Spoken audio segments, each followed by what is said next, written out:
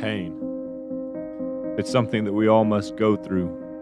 It's also something that we all must grow through. But as we go through this pain, one of the questions we love to ask ourselves is why? Why?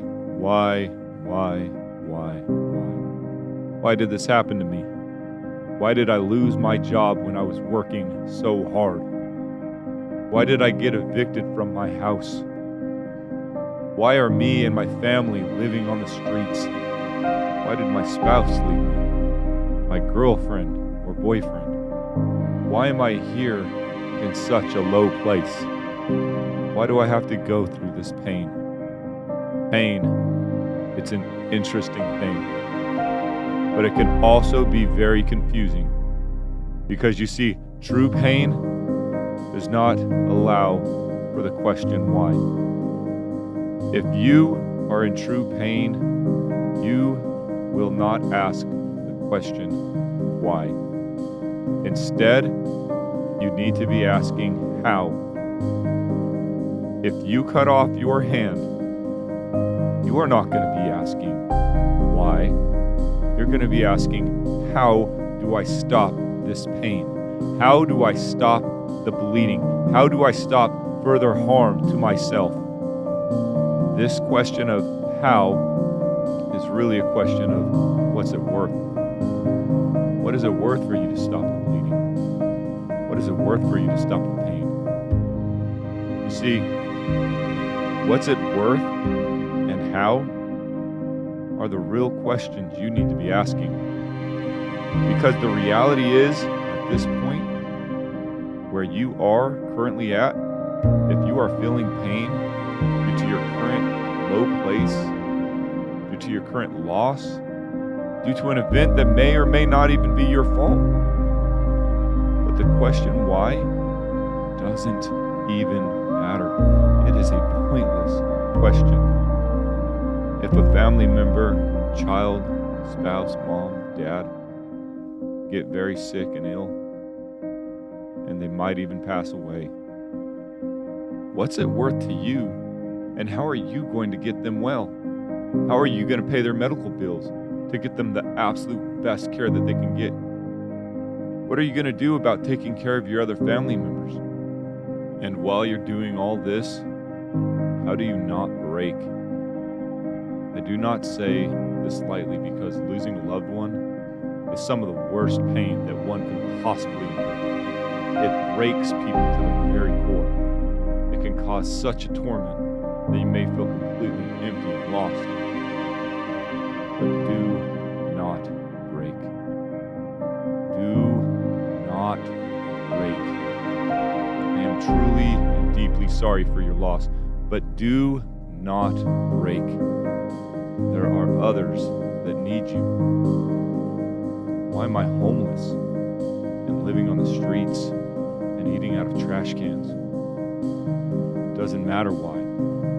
You can figure out the why later, and you probably already know the answer, or at least part of it. But asking that question is not going to do anything for you at your current state or position. What's it worth to you to get off the streets? What's it worth to you to have a good, hot meal? What's it worth to you to have a safe and warm place to lay your head? What's it worth to you to make sure that your kids never, ever end up in the same situation? In a shelter, around drugs, around people that will tear your family down. The why does not matter, because you are where you are.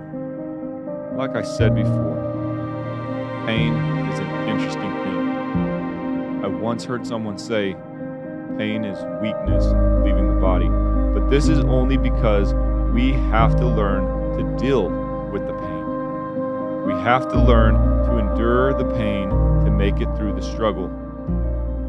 This learning that we are stronger than the pain is why weakness is leaving our body. It leaves our body, it leaves our mind, it leaves our very being, because we learned that we can endure.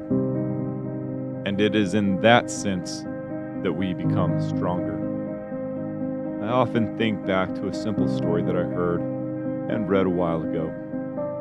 It was called The Old Man and the Sea by Ernest Hemingway. It always captivated me that there was this man who was so frail, weak, and old that he needed a small village boy to take care of him.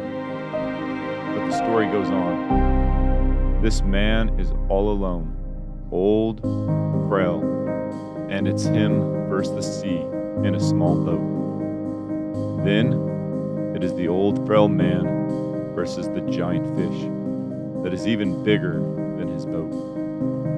And then again, it is the man versus sharks. These three adversaries are already gigantic in and of themselves. But what about the other tormentors that the man had to face? Hunger, fatigue, the sun beating down on him, a sliced hand, lack of strength, and even a fading mind. So with all this gathered against him, how did he come out on top? Why in the end was the man so respected and revered by his fellow people? Did he ask the question why? Well, actually he did. He did ask the question why, with the following statement of something to the effect of, "It does not matter. Get your head right for the challenge that I am going to face." This old man considered himself a strange old man. But even though he has proven himself time and time again as a fisherman, he never looked to the past. The past to him did not matter. What matters is that you prove yourself now.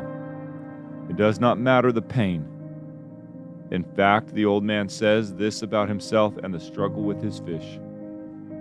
He says, "My pain does not matter. I can control mine. But his pain," speaking of the fish, "will drive him mad." So there you have it. Two choices. Two choices on how you are going to proceed with the struggles through the pain, and struggles through the adversity, and struggles through the sickness and grief and loss and fear and brokenness. Simply two choices. You can either control the pain and take your struggles head on, ultimately coming out on top, though battered and bruised you may be, but proving yourself to others, but even more so, proving yourself to you. Or you can allow the pain, the grief, the sorrow, the brokenness, the loss, the challenge, the fear simply drive you mad. But how is that going to be of any worth to you? What is that going to do for you? How is that a positive thing? How is that going to make your life any better? Here's one of the huge kickers to the story, though. The man wishes and wishes and wishes that the boy were there with him. Wishes the boy can help him through the struggle. But the boy was not there. No matter how badly the old man wanted the boy, he had to face the struggle alone. Sometimes this is how life is.